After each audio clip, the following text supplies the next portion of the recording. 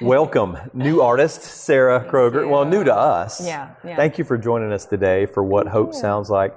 You were talking earlier, we were in the studio today, and you shared your story of how God got you through some difficult times and what a formative part of your story that is. Yeah. Can you share your hope story with us today? I would love to. So grew up in a really musical family, parents both involved in music ministry from before I was born. So we were forced to take piano lessons and voice lessons and all the things. I hated it at the time.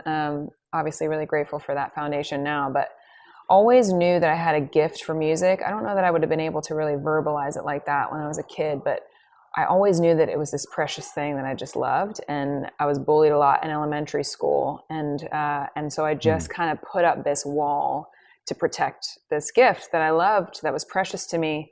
And I refused to sing in front of people for the longest time because I was scared. I was terrified. I was afraid that they were going to tear it down. And so I just fiercely protected it.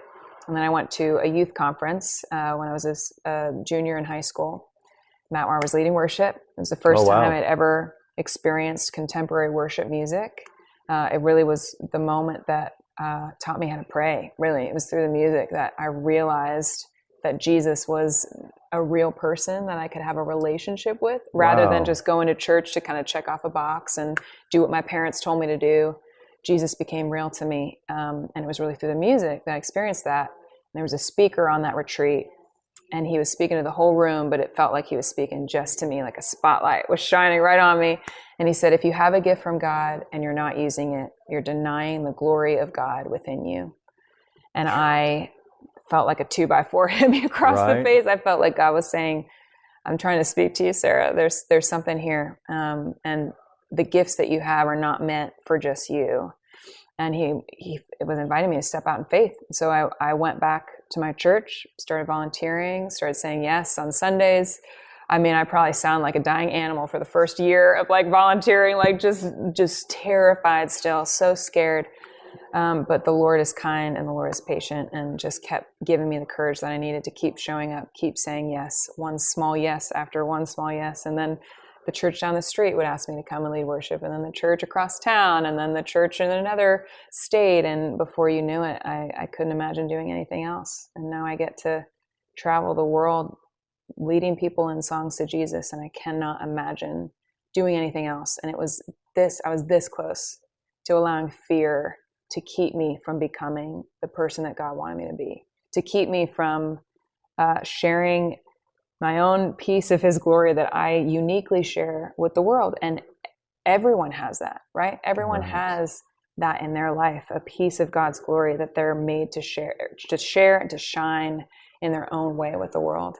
And so for me, it really was just overcoming fear. And I've continued to do that in my adulthood. It doesn't get easier. Every day is a simple yes to the Lord and to the opportunities he puts before me. But that's definitely my hope story. Yeah. Just a story of how God can use our little yes and make a difference in the world. You've acknowledged doubt in some of your music, and I really appreciated that kind of that transparency and that honesty. What does that look like? What does that mean to you? Can you speak to the issue of doubt? Yeah, it's a vulnerable thing, because I think a lot of us as human beings wrestle with questions. A lot of us, because of circumstances that life throws our way, or whatever we've experienced, it can be easy for us to question things and to wrestle for faith. And for me, really in the last 2 years is the first time that I've really struggled with questions and had to wrestle for faith rather than it coming easily to me. And it is a gift, right? It's a gift that we receive, the gift of faith. And for most of my life, I felt the presence of God so easily. And really in the last few years, it's been the exact opposite, where I've felt his silence for the first time. And it's been really hard. And a part of that journey is I've felt a lot of shame around it, because I felt like it's my fault. What did I do to make you turn away from me, God? What, do you hear me anymore? Are you listening? Do you care? All of these questions, all of these honest moments, honestly, it has taught me the value of being honest with God, that God wants our brutal honesty.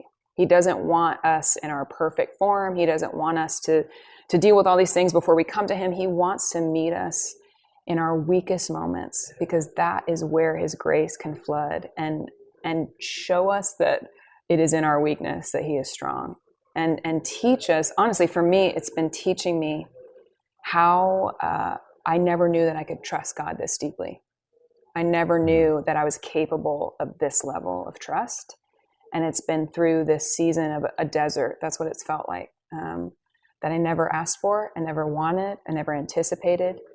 But it's holy work. I believe that now. I believe that there's fruit on the other side of this wrestling that I wouldn't get to if I tried to skip around it. And if I was afraid of the questions and didn't allow those things to really come to the surface and bring them to God, and allow him to meet me there. So it's been a wild journey, and it's been a very, humbling season. But I feel like the Lord has allowed it to happen for his glory, honestly. What would you say to someone who's struggling, who would say to you, Sarah, I don't know what I believe, or all the things I believe for so long? I mean, what would you say? Where would you point someone, and what encouragement? Honestly, for me, the Psalms have been life-changing in this season. Just to see, there are Psalms that talk about the glory of God and faith and trust and full of faith. And there are Psalms like Psalm 22 that says, my God, why have you abandoned me? It covers the gamut. I mean, it covers every part of the human experience, from the highs to the lows and everything in between. And to me, it's such an example of like the human experience, and to know I'm not the only one that has gone through this. If David has gone through this and wrestled with it and continued to be faithful to God, then we can do the same. And we don't have to be afraid when the questions come up, because they're going to come up.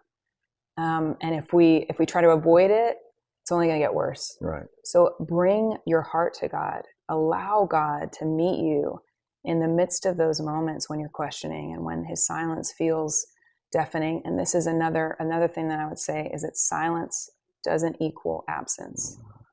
That's probably the biggest lesson that I've learned, is that sometimes God is just silent. He just wants to be with us in the silence. Mother Teresa once said that God is a friend of the silence, that God speaks in the silence of the heart. And so allowing yourself to enter into that silence and befriend it and allow God to meet you there, I think is really powerful.